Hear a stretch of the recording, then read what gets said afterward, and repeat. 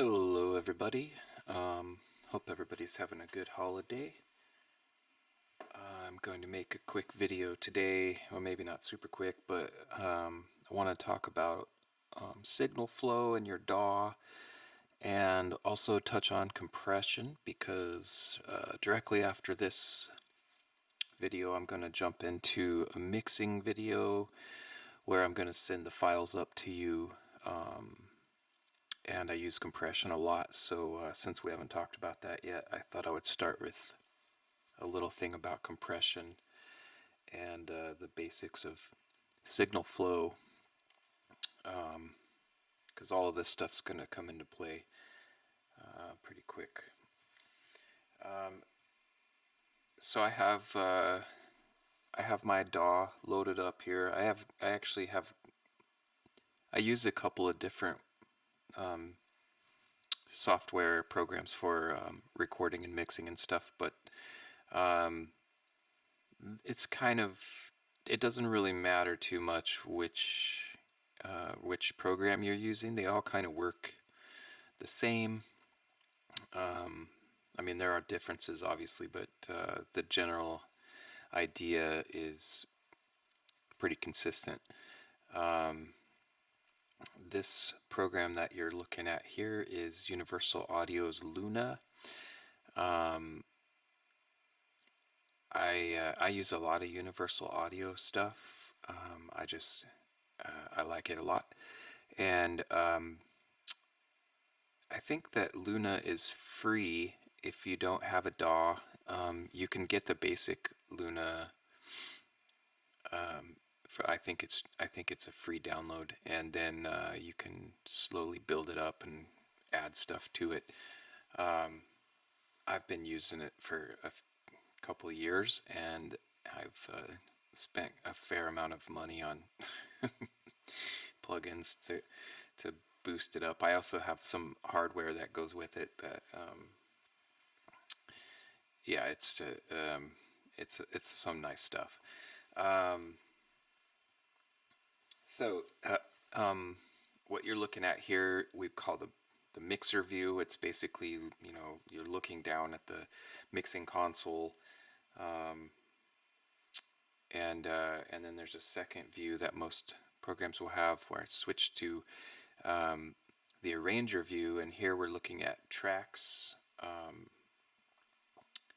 and I have here just a simple beat that I created a couple of days ago, and I'm just going to use this stuff to kind of illustrate the basics of the compression and stuff.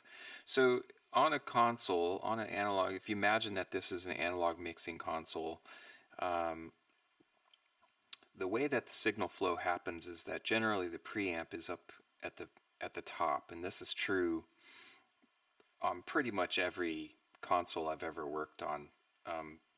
Usually the microphone cables would plug in up here somewhere, and the signal then passes through the preamp and then down.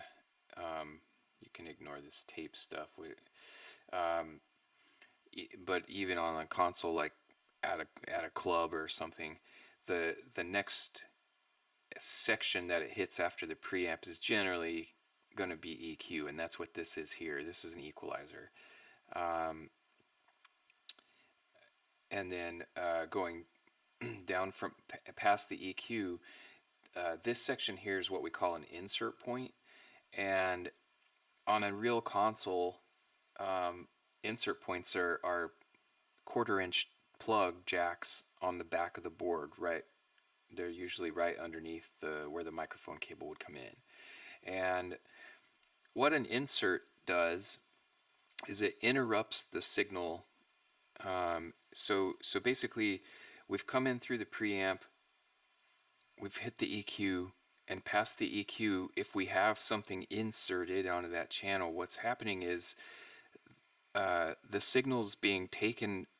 It's being taken out of the console and being sent via cable to an external piece of equipment, and then it's being sent back into the console So it's being processed by this piece of gear that's outside, like a compressor, and then it's being sent back into the console right where it where you left off. All right. So if I insert a compressor here, that's I'm explaining how it used to happen in the analog days. Of course, this is a DAW, but the DAW is set up to mimic the analog desks. Um, so I can send an insert here, and it's mimicking. It's basically sending it out to this other piece of equipment, and then it's returning it on the same channel after the compressor or whatever has been processed, or has processed the audio. And then from there, after the inserts, it travels down to the fader and the pans, where you can decide, is it going to be on the left or the right or center. And then from there, you can also do a little bit further routing. Right now, I've got the output set so that after the fader, it's traveling directly to the main output.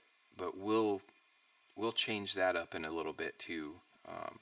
Let's just start with, and then sends are another thing entirely, and we'll go over those later in the mixing video.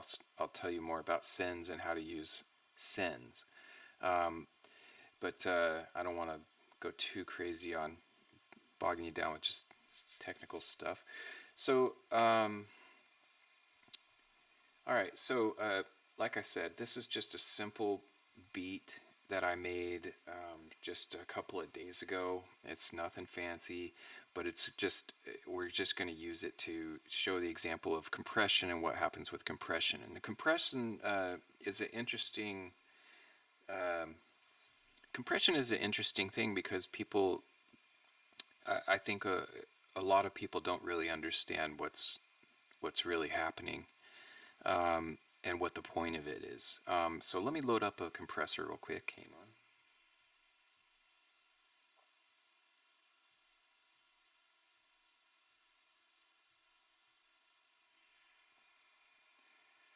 Okay, this is a Native Instruments compressor. The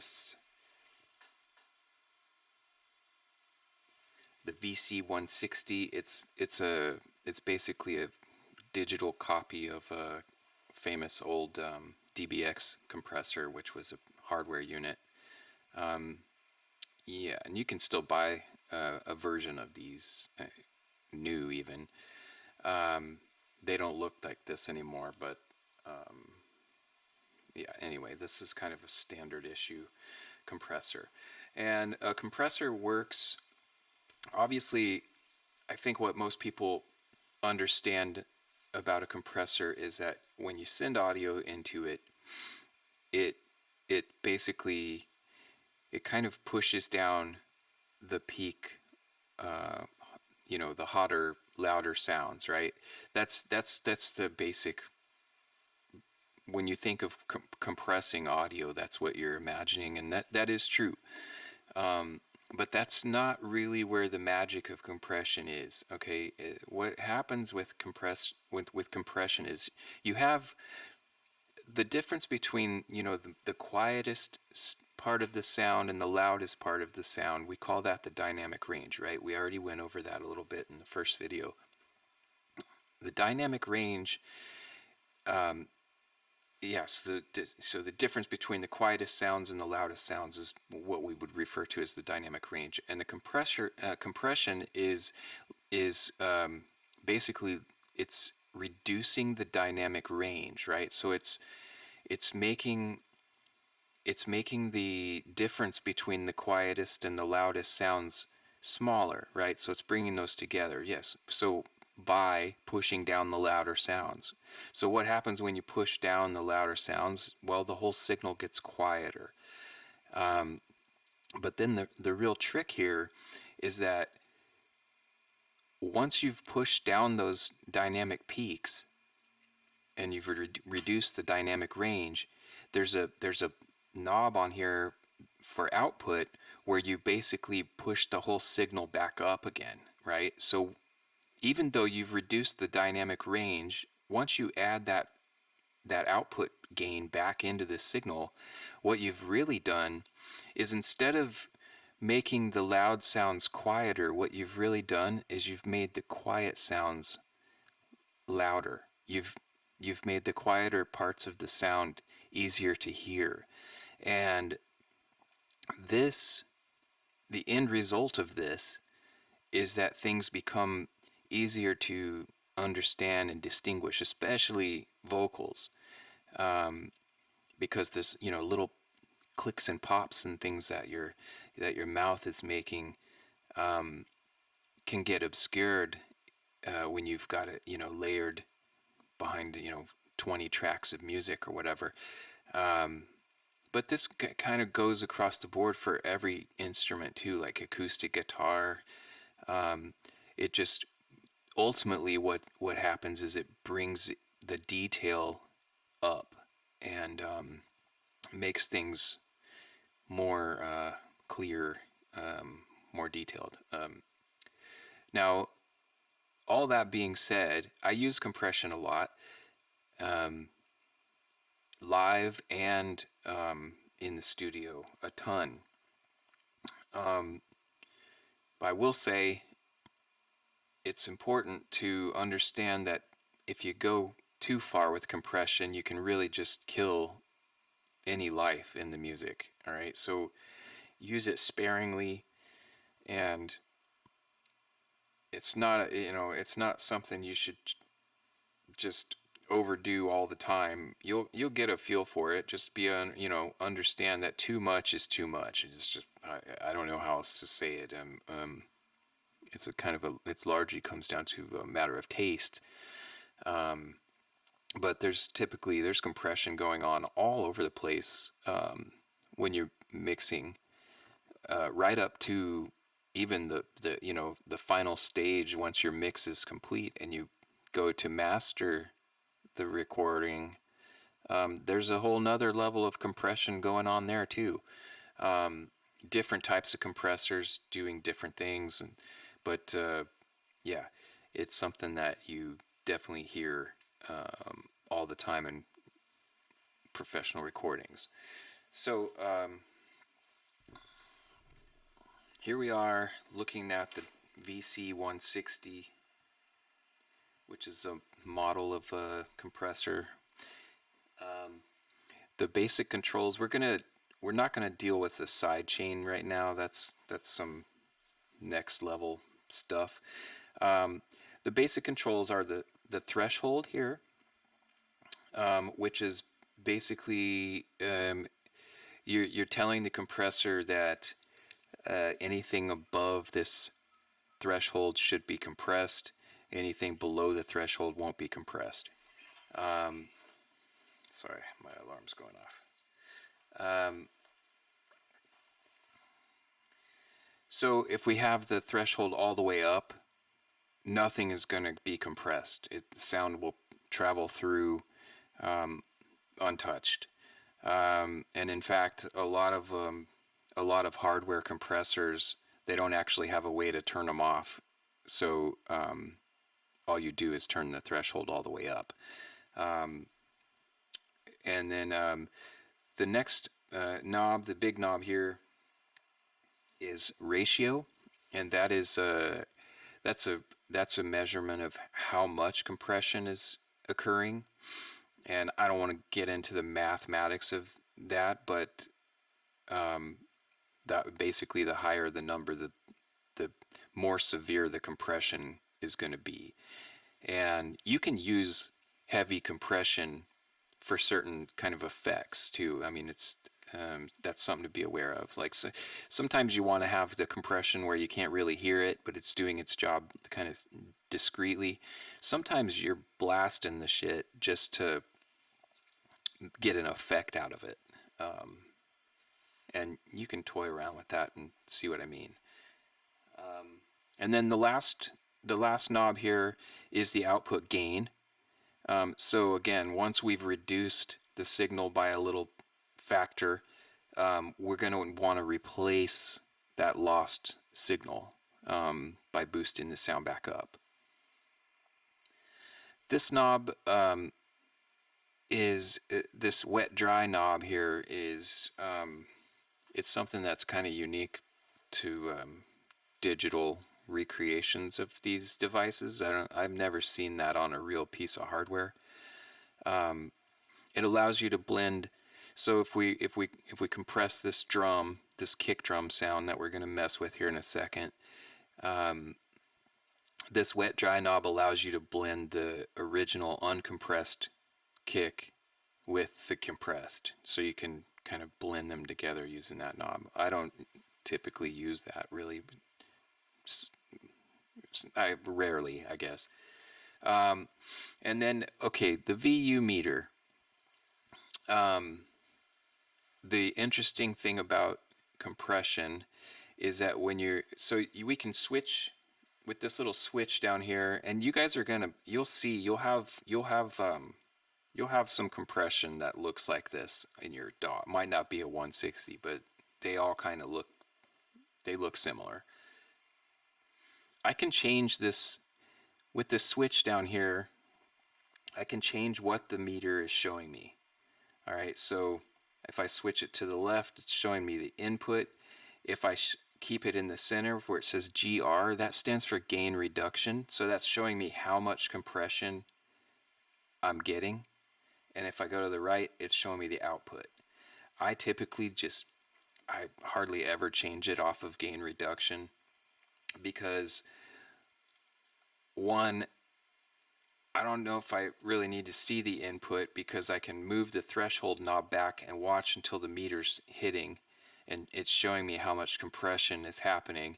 And then I can see the output of the compression because it's showing up in the meter down here in the fader, because coming out of the compressor we're going right into the fader stage of the board. So I don't really need to use the output meter on the compression because I'll see it down here, right?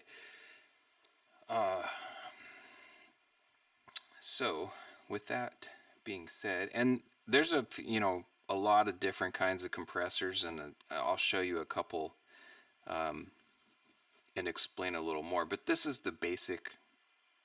your basic run-of-the-mill compressor right here.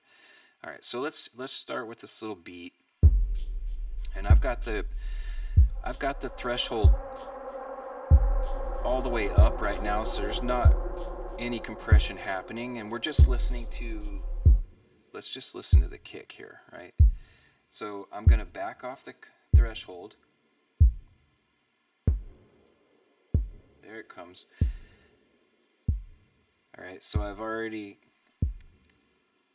we're getting somewhere around 4 or 5 dB of compression. That's what my meter's telling me, right? So if I bypass this, let's hear what happens.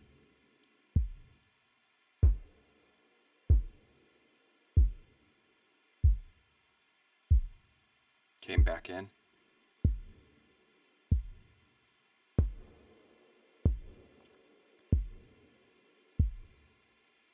Okay, let's add a little bit of output gain.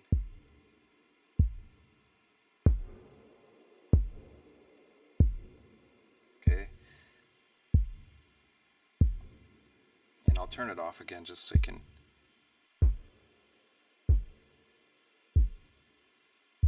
And back in. You can kind of hear those reverby kind of sounds are a little bit more present once we get the compression in. Okay, here's another channel. This is a sub kick.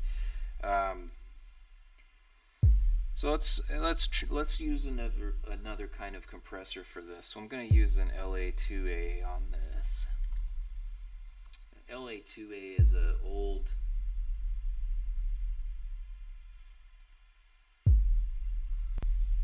Okay, this is an old optical compressor, and what you'll notice here is that there's no ratio. There's no ratio knob. Basically, all I got here is on the left here I've got a gain, and on the right I've got peak reduction. So basically, what happens is I can decide how much I want it to compress by using this, okay? That's sort of like the ratio knob. And then I can feed the signal into the compressor using this gain, like, so basically I can shove it into the compressor harder using the gain knob. And let's start the track again. Okay. So I'm using the meter again, is telling me we're getting about 3 dB of compression right here. And let's turn it off. And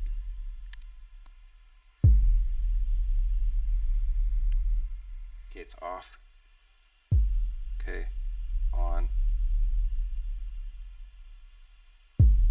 off.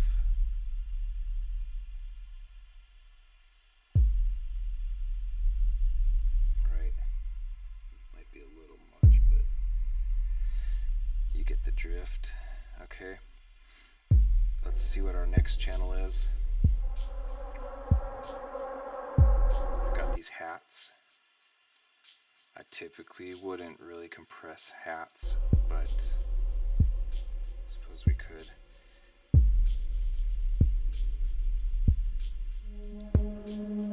Maybe not. Let's do some of these weird sounds. Let's try something else here. Let's try a LA3. I like those. Again, this is just another flavor of compression. Same thing though, we don't have the ratio. We have a gain and we have a peak reduction again. So I can gotta really crank it to get some compression on this guy. And let's pan this guy a little bit to the left.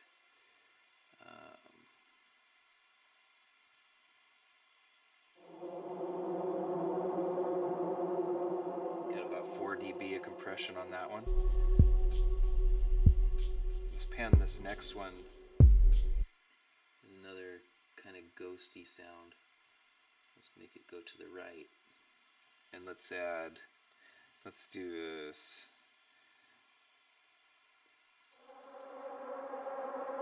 We're gonna do a 1176. This is another classic compressor that, you know, a lot of your DAWs will have something like this built into it. And let me stop it for a second and explain. This one does have ratio. Instead of a big knob, you know, setting it, you know, ratio to 4 to 1 or 8 to 1 or whatever, you have buttons. Okay, so you got 4, 8, 12, and 20. And then here on the right, you have, again, this changes what the meter is showing you. So you have basically in this compressor you have what we call a fixed ratio, so or a fixed threshold. So the threshold is just it is what it is. It can't be changed. But the way you work this compressor is that you have an input and an output knob, and the higher you push the input knob, the more you're throwing the signal into the compressor, right? And so you'll see, like, the more I push the input up, the more compression happens, and then we can control the level of the output independently of what's going on with the compressor, right? So I gotta start the track again. Let's get.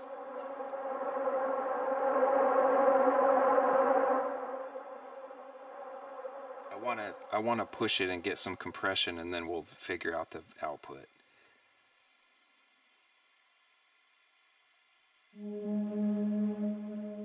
Okay, that was too much. Okay, all right. Now let's hear it in context.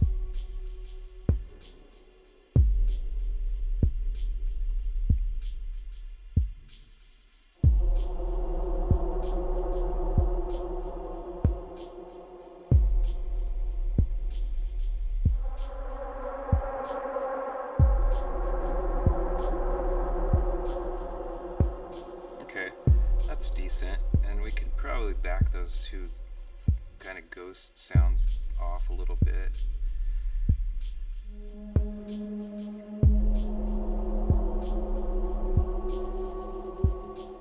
Yeah. Okay. And then these last three channels here are just they're basically reverbs and echoes. I made the drum track in Ableton, and then I brought the audio over to Luna.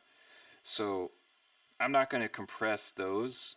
Um, I I don't I don't compress the effects. I leave those as they are. But one thing I do a lot of, and this is another part of signal flow, I'm going to create in Luna. It's called a bus, and we'll just call it drums. Um,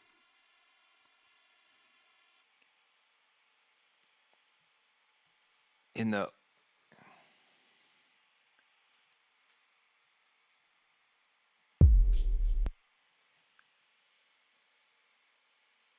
in the on the old analog consoles, this used to be called a subgroup.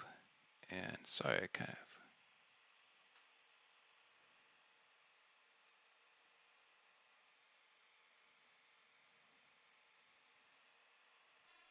sorry, lost my vocal there once I did that. Um, so on Luna, this is called a bus.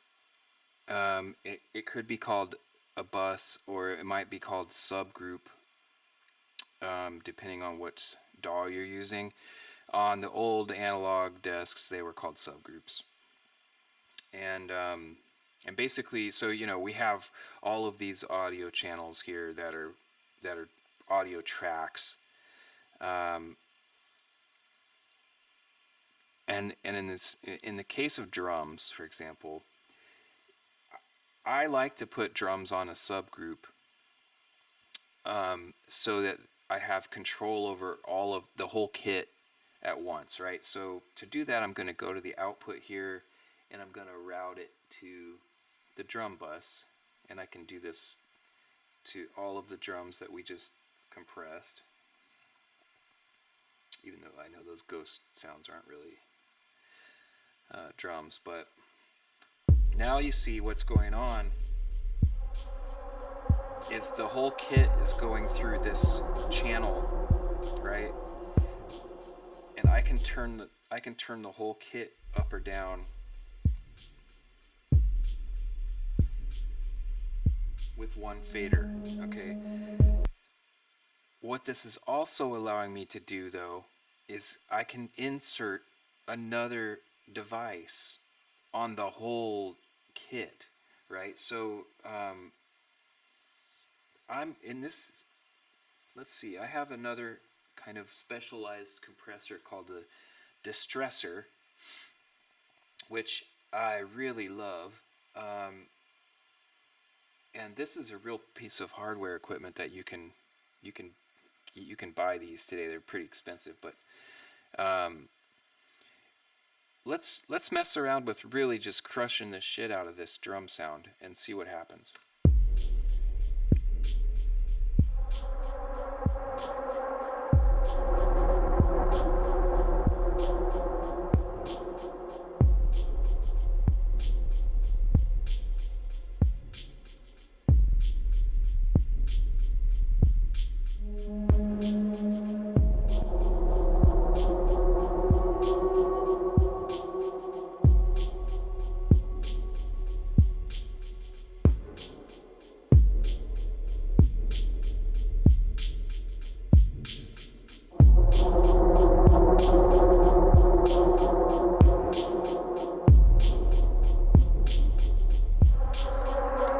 Okay, so obviously I'm going really kind of crazy with this one, but I should explain to you a little bit about this compressor. Again, this has kind of the ratio here. Instead of a knob, it's got a button, and it goes up to 20, and then after that it even has a level called nuke. something about this compressor, when it's getting hit really hard, it starts to distort, and that distortion is kind of pleasing. It's kind of not, it creates like some nice harmonics or something. It does something inside it, in the guts, and there's some kind of magic is happening. So I'm seeing the amount of gain reduction we're getting here on this meter. So quite a bit. I mean, 12 dBs of gain reduction is a lot, and then I'm boosting the output signal back up. This one also has a speed setting for attack and release time. I didn't go too far into that. There's some of the other ones. I think the 1176 compressor also has some speed settings. The attack time relates to how fast the compressor kicks in once something passes the threshold, and the release time obviously is like how long does the compressor hold on to the sound before it kind of lets it go back to its natural state. And I'll say this about the attack. You don't want to do too quick on the attack, because that's the kind of thing that'll start to kill the life of your music. You need things to have a transient attack, you know, like when a drum hits or whatever. You don't want to completely kill the peak, you know, the hit. So my advice, until you get a feel for I mean, a lot of this is going to be like, you need to understand how the tool works and what the tool is supposed to be doing.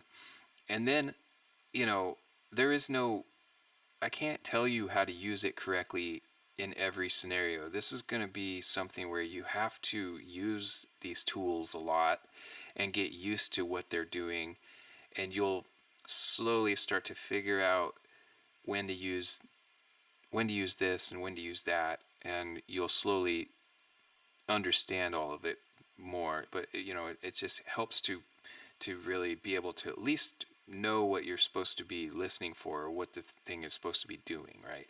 So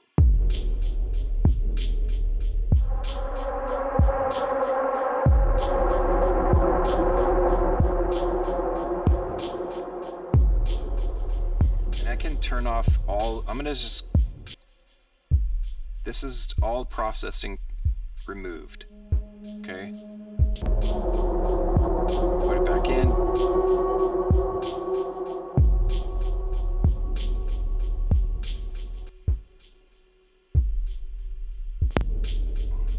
Obviously it's a lot louder, but it's also, like I said, there's a lot more detail happening. And I didn't put the effects through the distressor. And I could take this has that mix knob too, so I could just kind of blend half of the distressor with,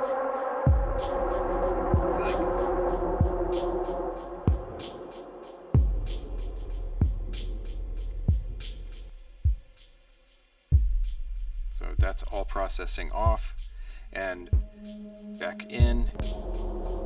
And right now I've got the distressor like halfway in. I'll put it back. I kind of like to go more with it all the way in. So there you go. There's a little bit of a thing about compression. I'm gonna upload the mixing video too. So I'm gonna shut this video session down, and I'll get started right on the next project, and I'll have this stuff up later today. See ya.